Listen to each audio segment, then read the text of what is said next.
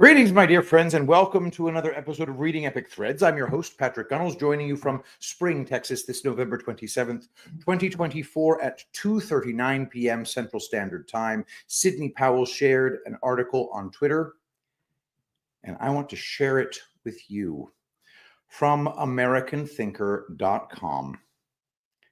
Do we still have to pretend the 2020 election was free and fair? By Jack Cashill. The 2020 The 2020 presidential election shared a problem with the 1998 MLB home run race. The winning candidate did too well. In 1998, steroid juicer Mark McGwire broke Roger Maris's home run record by 9 home runs, or roughly 15%. In 2020, Joe Biden's 81 million votes broke Barack Obama's 2008 record, 69 million votes, by 12 million votes, or roughly 17%. Obama's 2008 numbers were anomalous. Hillary Clinton's 2016 numbers were closer to the norm, and Biden got nearly 25% more votes than she did, a cool 16 million additional votes when finally counted. Campaigning from his basement, this cognitively challenged, charisma-free codger did much too well in 2020, and now even the left is noticing. With virtually all the 2024 presidential election votes counted, Kamala Harris's vote total remains roughly 7 million votes shy of Biden's ballot box busting performance in 2020. In trying to explain the differential, Michael Bender of the New York Times hinted at the truth. Wrote Bender, quote, "Some backsliding could be expected after the record turnout in 2020, which was aided by pandemic rule changes that increased mail voting," end quote. You'd think. As should be expected, Bender chose not to pursue this line of thinking to its natural end. If he had, he might have asked why only the Democrats seemed to have been aided in 2020 by pandemic rule changes. President-elect Donald Trump did not backslide in 2024. He upped his 2020 vote total by about 2 million. In 2024, with life back to something like normal, Harris was denied the performance-enhancing juice that propelled Biden in 2020. That juice was formidable. The convenient arrival of COVID gave the Democrats a rationale for dismantling the safeguards against voter fraud in state after state. Some 39 states changed their election laws prior to the 2020 election. That was unprecedented. What was unconstitutional was that many of them did so without legislative approval. In several states, the courts, electoral officials, and health honchos exploited the media-driven COVID panic to assume this right for themselves. The Republicans responded with lawsuits, but the courts could not or would not respond in a timely fashion. The mail-in process, much of it improvised, was subject to considerable mischief. In 2005, co-chair of the Commission on Federal Election Reform, former President Jimmy Carter, made this very clear. Fraud occurs in several ways. Carter and his colleagues concluded absentee ballots remain the largest source of voter fraud. These problems were not theoretical. The commission cited case after case in which these practices had occurred and even affected outcomes. Blank ballots got intercepted. Citizens at group sites like nursing homes were intimidated. Vote-buying schemes escaped detection. Early ballots went unsecured. Third-party registration drives enlisted non-citizens and other ineligible people. In a lengthy 2012 article in the New York Times, Adam Liptak affirmed the liberal case against mail-in ballots. Votes cast by mail are less likely to be counted, he argued, more likely to be compromised and more likely to be contested than those cast in a voting booth, statistics show. In addition to innocent errors, fraud was vastly more prevalent in mail-in voting than voting in person. In 2020, past concerns were shoved down the memory hole. Federalist editor-in-chief Mollie Hemingway marveled at the shift in party line along the length of the leftist front. At the drop of a hat, Hemingway wrote in her excellent book, Rigged, America's electoral system went from irredeemably corrupt and broken in 2016 to unquestionably safe in 2020. Hewing to the new party line, the media chose not to notice that the postal unions were totally in the tank for Joe Biden. The unions weren't even subtle about it. Just months before the election, the National Association of Letter Carriers, NALC, told its 300,000 members that Donald Trump threatened the very survival of USPS. While praising Biden as a fierce ally and defender, the NALC claimed a Trump victory meant, quote, the revocation of collective bargaining rights by America's postal unions, massive cuts to services, and the potential privatization of the agency. The NALC was the less radical of the two unions. The American Postal Workers Union, APWU, also endorsed Biden. Biden repaid the unions for their successful delivery of some 60 million ballots and their silencing of whistleblowers with a very quiet exemption from the vaccine mandate for their workers. Moving in lockstep, as was their norm, the Democrats and their media allies quickly settled on a smear to describe any protest against the election's legitimacy. Among the thousands of falsehoods Trump has uttered during his presidency, claimed Melissa Block of NPR, this one in particular has earned the distinction of being called the big lie. In fact, this label wasn't earned, it was bestowed. The gaslighting was epidemic. As one example out of the many, the once reputable Brennan Center for Justice declared the 2020 election, quote, one of the most secure elections in our history. To suggest otherwise to be an election denier. The denier, of course, being a word first applied to Holocaust revisionists. What helped make the election secure, claimed the Brennan Center, was that, quote, the votes were counted in a timely manner. Abraham Lincoln knew the election result before he went to bed on election night 1860. 160 years later, votes were still being counted and manufactured weeks after the election, lest the public catch on. The major social media companies conspired with the authorities to keep the deniers and their evidence off their platforms.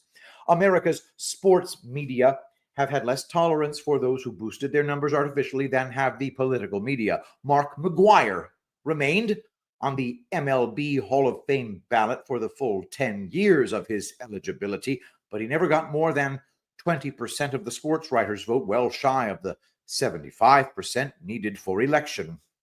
Like Lance Armstrong, Barry Bonds, Marion Jones, and other juicers, McGwire lives his life under a shadow. He and they have all had their reputations trashed, their honors stripped, their records forever tainted by asterisks. In these athletes' defense, no one has gone to jail for exposing their fraud, as the hundreds still in prison for their protest on January 6th can attest. The same cannot be said for Joe Biden. An asterisk will not be justice enough. That's the article from American Thinker. Hat tip to the brilliant Sidney Powell. Now I want to read you something from something about Matt Gaetz and then the accusations. I guess the guy's name is Greenberg or Goldberg, somebody who was the purveyor of the accusations against Gaetz. Let's try accusations. And It's like the crazy lady villager or something. Damn it, guys. I need, because our good friend Candace Owens covered this thread, and I want to read it too, but I'm terrible about this. And I just remembered crazy lady in the village. Ha ha ha. I don't know. Anyway, is there anybody in the chat who can help me find that? Who can help me find that thread on the Matt Gaetz accusations that shows that almost certainly the dude who has been harassing people in general, who what was the guy's name?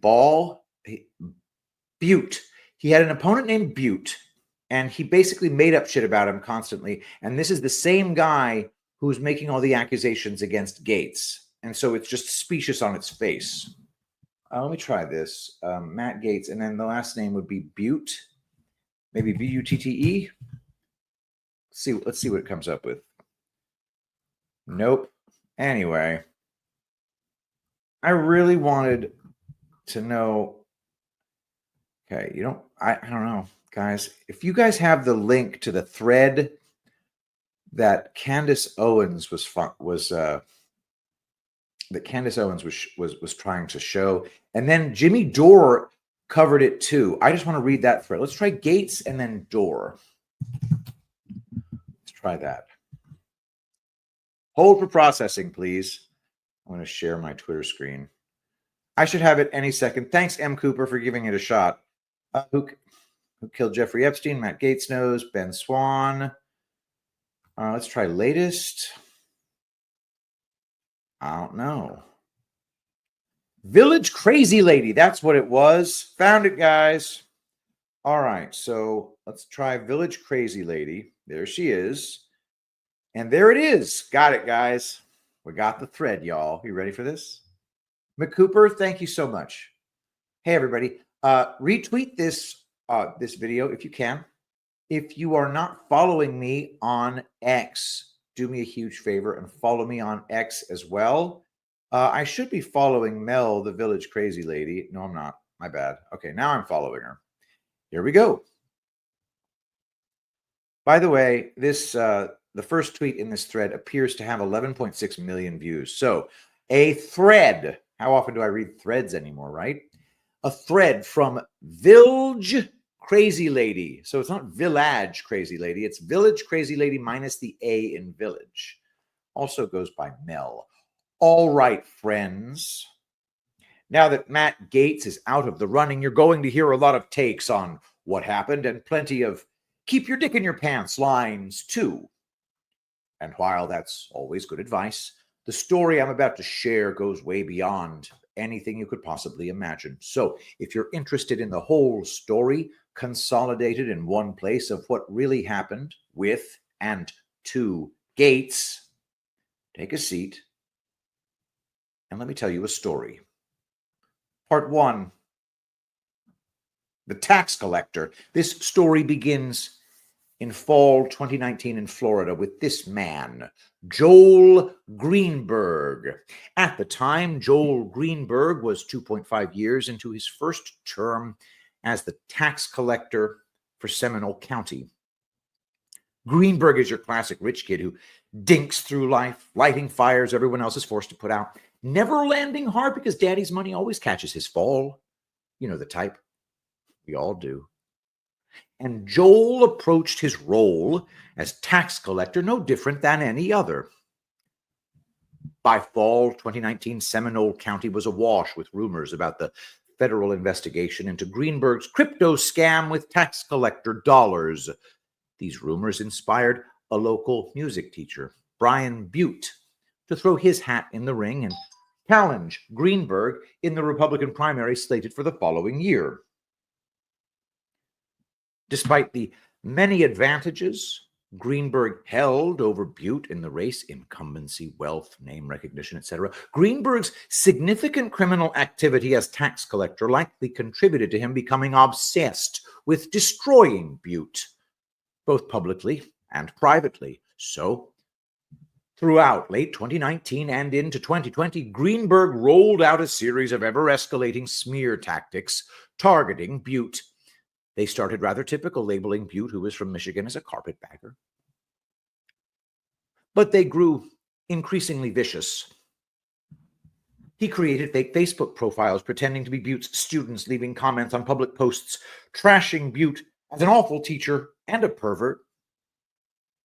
Greenberg's antics finally reached an apex when he mailed handwritten letters to the administrators at the school where Butte taught, accusing him of sexually assaulting his students. Greenberg probably didn't expect those letters to be taken so seriously, or else he likely would have been a little more careful. But alas, he was not. And when the letters were turned over to the local sheriff's office, both his fingerprints and DNA were lifted from them, and he was arrested on June 23rd, 2020, and charged by the DOJ with stalking. At the time of his arrest, Greenberg's phone was confiscated and searched, and believe it or not, this is where his real troubles began. On his cell phone and later home computers, police found evidence of Greenberg committing damn near every crime in the book: embezzlement, drugs, prostitution, identity theft, wire fraud, crypto market manipulation. The silver tuna was a series of messages that occurred in the late spring through early fall of 2017 between Greenberg and a then 17-year-old girl, discussing, among other things, their many sexcapades around Florida and beyond. Further investigation revealed that from December 2016 through 2018, Joel Greenberg was a customer on a sugar daddy website where he solicited various women for sex and escort services. This is where he met the aforementioned 17-year-old. All told, Mr. Greenberg spent over $70,000 on hookers he met on the sugar daddy website, much of which he paid for with his government-issued Amex card. In August 2020, the DOJ charged Joel Greenberg with sex trafficking of a minor, identity theft, and production of false identification documents, among other things. Turns out, Florida... Sorry. My bad. Hang on. Hold for processing. Turns out in Florida, the Office of County Tax Collector doesn't just collect taxes, they also issue driver's licenses and state IDs. And Mr. Greenberg had taken full advantage of this privilege during his time in office. Greenberg had not only created multiple false Florida ID cards for himself, he also created a fake ID for his underage lover after finding out that she had been lying to him about her age. And this is where Matt Gaetz comes into the story. From what I can gather, Gaetz and Greenberg became acquainted at some point in the first half of 2017. The first public record of them associating on a private level comes from a picture posted to X, then Twitter, on July 8, 2017, with none other than Roger Stone. I think it's safe to say that the two did become friends. How good of friends? That's up for debate, but there was a relationship. After getting arrested in June 2020, at some point, Mr. Greenberg, lawyers, approaches Bill Barr's DOJ with a proposition. He claims he can provide evidence that a sitting Congressman, Gaetz, had engaged in sex acts with a minor. Bill Barr's DOJ then proceeds to open a secret investigation into these allegations that remains a secret until it is leaked the next spring, March 30th, 2021, by the New York Times. Part 2. The Man in Iran. Faithful viewers of Tucker Carlson were treated to a peek behind the DC curtain on a random Tuesday night in late March 2021. Earlier that day, the New York Times had released a bombshell story alleging that the DOJ had opened an official investigation into Gaetz over allegations he had engaged in sex with an underage girl. Following Tucker's opening monologue, he introduced Matt Gaetz and gave him free rein to tell his side of the story. Anyone watching is unlikely to soon forget the absolutely bizarre story that Gaetz proceeded to tell. It involved a $25 million extortion threat against his father to help free an American hostage in Iran that would then be paid back with a presidential pardon for Gates on all these charges. Gates demanded that the FBI release the tapes they had in their possession of the recordings made by his father in interviews with his extortionist. He didn't hesitate for a second to name the alleged extortionist, David McGee. Said he was a former prosecutor for the Northern District of Florida who now worked at the prestigious Biggs and Lane law firm in Pensacola. From the Beggs and Lane law firm page, Mr. McGee has an extraordinary range of experience in matters before federal courts. He has practiced law for more than 46 years. Prior to going into private practice, he served for 6 years as the first assistant at the United States Attorney's Office and for 7 years as the lead attorney for a United States Department of Justice organized crime task force. He has extensive experience in complex litigation, both in the civil and criminal arena and in courts throughout the United States.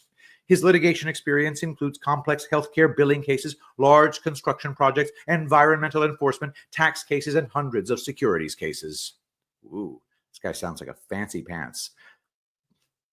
He was resolute and unafraid when talking, and yet, we're talking about Gates in his interview with Tucker, and yet he sounded like an absolute lunatic. I know. I was watching live, and I wasn't the only one. Tucker was clearly extremely annoyed and unconvinced by the end, and yet, 3.5 years later, I now know that everything Gates said was true. Bob Levinson was the man in Iran. The official story about Bob Levinson is he was a retired FBI agent who was contracted by a semi-off-the-books CIA unit to run a covert op in Iran. He was kidnapped from Kish Island following a meeting with an American fugitive living in Iran that had been arranged by a former NBC producer named Ira Silverman. This thread is already long enough, so I'm not going to speculate on what I think, but there's plenty out there if you want to go chasing rabbits. So, Levinson gets kidnapped in March 2007, and his disappearance was acknowledged by George Bush in June 2007 as concerning. But no one from the federal government will admit that Levinson was working for the CIA, unbeknownst to anyone at the time. From 2009 to 2011, the FBI was running its own covert operation to get their retired agent back, and they had devised an ingenious plan to keep the whole thing off the books. They contracted with a Russian billionaire, Oleg Deripaska, to pay for the rescue mission, $20 million in total, in exchange for a fast-tracked green card for Deripaska and Deripaska's family. Enter David McGee.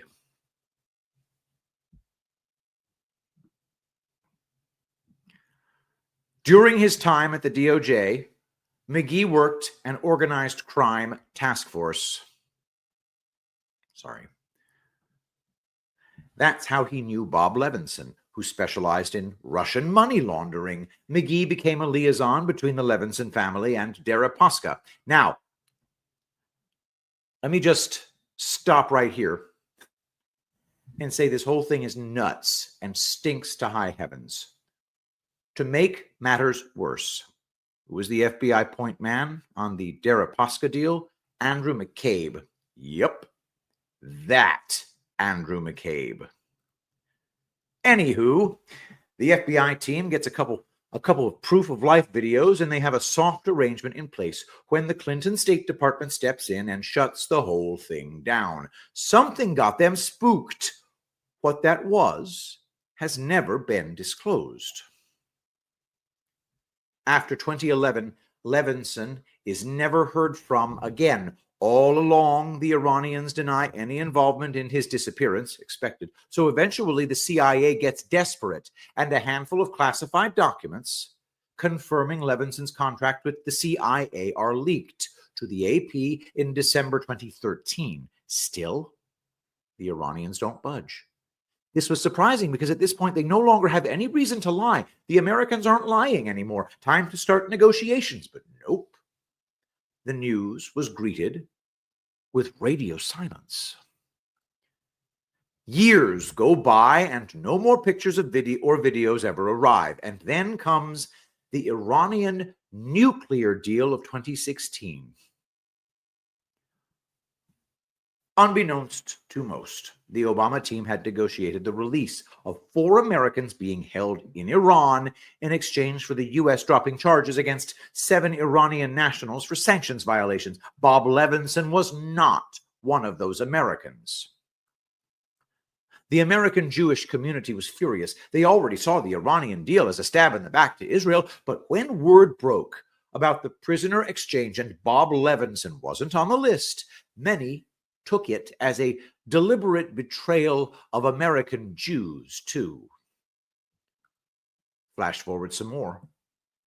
Trump takes office, cancels the nuclear deal. Christine Levinson sues Iran in U.S. courts and is awarded a $1.2 billion judgment in January 2020. And in March 2020, the U.S. government declares Bob Levinson legally dead. Case closed, right? At some point in summer 2020, a former Air Force intelligence officer named Bob Kent claims to have received news from his network in Iraq alleging that Bob Levinson was still alive. Kent even claims he received pictures to prove it. So Kent contacts David McGee, who then tells Kent about the last privately funded search and rescue for Levinson, and that's when Kent hatches the plan to rope Don Gates into paying for this one. Now, I know what you're all wondering. How did these men know about the Matt Gaetz investigation? To my knowledge, that has never been revealed. If I had to guess, I'd say someone in the DOJ or FBI leaked that info to McGee, who then told Kent about it when he was contacted, but that's still only half the answer. This is the part of the story where I start spiraling. I start wondering just how long this plan had been in the works. Nothing adds up, but for now, I'll spare you my suspicions and stick to what I know. Part 3, the grand plan. It was March 16th, 2021, when Don Gates, Matt's father, received the first text message from Bob Kent about his grand plan. In exchange for Don fronting Mr. Kent's rescue mission of Bob Levinson, unnamed agents with powerful contacts in the Biden administration would convince the president to give Don's son, Matt, a full presidential pardon on his looming sex trafficking charges. The price? $25 million. I wish I had a picture of Don Gates' face when he read that. Naturally, Gates Sr. was incredulous. What in the world was this man talking about? Matt wasn't facing any sex trafficking charges. Don called Matt, who immediately told him to contact the local FBI office. The FBI suggested that Don Gates Sr., meet with David McGee wearing a wire, and Don agreed. However, just before the meeting took place, Don requested a written acknowledgement from the FBI on the purpose of this investigation and meeting. He was worried. Something he said could be used against Matt in the case. They still didn't know anything about. The FBI was reluctant at first, but they eventually agreed. The very next day, the New York Times ran the leak on the DOJ's case against Gates. Going back and watching the Tucker Gates interview again this week, everything he said finally made sense. The FBI had planned to use Don's meeting with McGee against Matt. The quasi-immunity demand from Don quashed that, so they leaked the story to the New York Times and then buried the wiretaps. McGee and Kent denied everything. They said there was no extortion. It was a simple proposition. They accused Matt of using this to distract from his charges. Headline: former Air Force intelligence officer accused of trying to extort Matt. Gates breaks silence to admit he did ask Congressman's father for $25 million, but says it was to rescue American hostage Robert Levinson in Iran. Bob Kent sought to clear his name. In a bizarre interview with CNN's Chris Cuomo on Monday night, he explained that he approached Matt Gaetz' father, Don, last month, seeking $25 million to finance a plot to rescue American hostage Robert Levinson in Iran. Kent said that he thought involving Gaetz in the rescue mission would create goodwill for the congressman as he faced legal issues. In messages released by Gaetz last week, Kent said he had information about a Justice Department probe into sex trafficking allegations. Kent insisted that it was not his intention to extort the Gaetz family. He said he told Don, if he decides not to help us, he'll never hear from me again. A third man was eventually charged with wire fraud in relation to the case. And then the FBI just drops it all and pretends none of that happened. But wait, there's more, because this story wasn't already weird enough. Here's another twist. So, at the same time that Don Gaetz was getting those messages from Kent and McGee, Scott Adams, the Dilbert guy, receives a message from an acquaintance of his, Jacob Novak, who works as the media director for the Israeli consulate. What the fuck? The first one arrives the Saturday before the story breaks. Jake Novak. Scoop. I can't report. Representative Gaetz is the subject of a secret grand jury probe of sex with minors and possibly murder conspiracy. I trust the source. Charges, accusations, apparently, quote, very credible. The next two arrive on Wednesday, the 31st, after Gaetz went on Tucker and revealed David McGee's name to the world. And then Jake Novak texts Scott Adams, told ya. And then this is a New York Times link that he sends him. It's the leak, to which Scott Adams responds, the allegations against him do not sound credible. Jake Novak says, I don't want to believe them, but my source says it looks bad from closer in.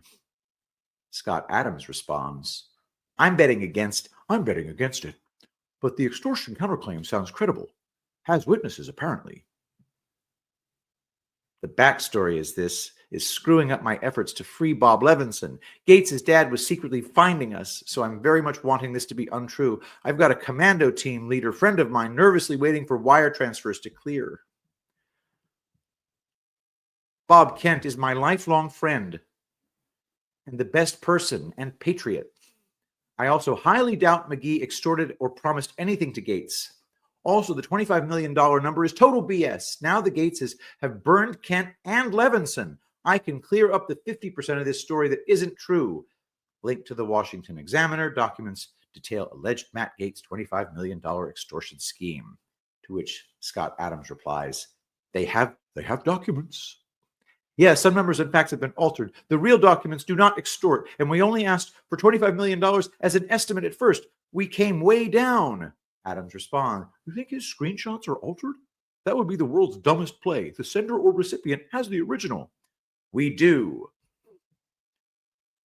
What the fuck? Okay, holy shit. Okay, sorry. This is quite the story, guys. And look at Scott Adams being like, you're full of shit, dude. To his credit, the whole thing was sketchy as hell to Scott Adams, so he took it upon himself to release Novak's messages. The Israeli consulate immediately distanced themselves from Novak's messages, but he was not fired or disciplined. Headline from the Jerusalem Post staff, September 25th, 2021, Israeli consulate disavows staffers Matt Gaetz remarks. A statement by the Consulate General of Israel in New York has been issued following the involvement of a consulate employee in the case regarding Representative Matt Gaetz. Part 4. Wrap up. Joel Greenberg pled guilty to sex trafficking, identity fraud, wire fraud, and a host of other charges in May 2021. He was sentenced to 11 years in prison, with 10 of those coming from the mandatory minimum imposed by the sex trafficking charge. The DOJ did not close its case against Matt Gaetz until October 2022. They never publicly acknowledged why he was not charged, although it becomes fairly obvious once you learn that Joel Greenberg had produced fake IDs for the underage girl in question. How can you convict someone of statutory rape when this woman was using a real state of Florida driver's license to present as being of age? Fun fact, guys, if you have to check a girl's ID to have sex with her, she's too young. Just fun fact right there. Just saying, okay, let's move on. But of course, because it's the swamp, that's not where Matt's troubles ended. The snakes in D.C. were going to milk that investigation for all it's worth. And when Gaetz went for McCarthy during the speaker fight, McCarthy and his allies plotted carefully to get their revenge. We saw the culmination of that plotting on full display today. There are still lots of unanswered questions. Who is the we that Jacob Novak referenced in his texts to Scott Adams? Who leaked the info about the Gaetz case to Bob Kent?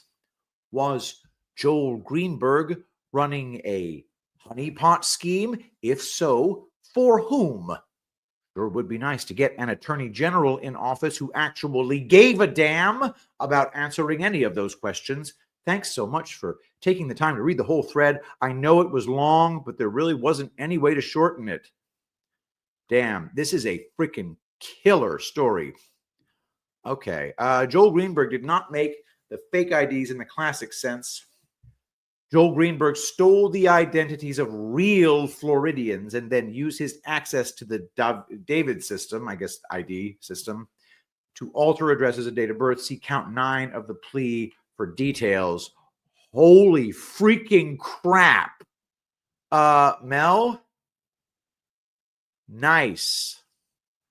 Honestly, I am just blown away. Mel, I just want to know, how long have you been on Twitter, and how long have you been a member of this community? Because you use some of our vernacular. I just want to thank everybody for watching this one. Holy crap. That's Village Crazy Lady, but it's Village without the A in Village. So, holy crap. Thanks, everybody, for watching. I want to talk to you about Epic Minerals Wellness Extra capsules. I use this in lieu of amphetamines. Now, it doesn't give you the jolt that friggin' Adderall does, but it contains humic and fulvic acids, N-acetyl-L-cysteine, a big jolt of vitamin D, and a whole bunch of trace nutrients. You put those in your system. I take 2 in the morning and 2 in the afternoon, and it's a big, big burst of energy. It also helps detoxify your system. It is a wonderful companion to the Wellness Extra Zeolite Extra Spray. I did get sick as winter came in, but as per my use now, I got sick, but I was able to just get over it. Whereas, for years, I just had to take an antibiotic. So, guys, go to epicminerals.net. That's epicminerals.net. Every time you purchase from epicminerals.net, and you're watching Reading Epic Threads, use promo code Shapiro for 10% off. That's right. When I see that promo code Shapiro, I know I'm looking at a Threadfest person. I'm looking at a Reading Epic Threads person, and I'm looking at somebody who wants to watch more of this show. So those of you who are watching on, dude, there are 541 of you watching on friggin' X. Holy crap. Do me a favor. If you are not following me on Twitter, follow me right now. Retweet this if you can. There's nothing stopping you from retweeting this video. And that's all I got to say about that. In the meantime, guys, thank you so very much. Don't forget to go to tulipblooms.shop where you can purchase Rainfall, the best lotion the world has ever known, loaded with natural chlorophyll from the cannabis sativa, virgin, basically hemp seed oil, but I call it cannabis sativa because that sounds fancy and shit. Guys, check out the Rainfall at tulipblooms.shop. Go to epicminerals.net. Promo code Shapiro all the time. And I'm so excited. I've got my my Trump pen back. So let's go and pray. Saint Michael the Archangel, defend us in battle. Be our protection against the wickedness and snares of the devil. May God rebuke him, we humbly pray. And do thou, O Prince of the heavenly host, by the power of God, cast into hell Satan and all evil spirits who prowl about the world, seeking the ruin of souls. Amen. I love you all. Thank you so much for being here. I'll see you tomorrow.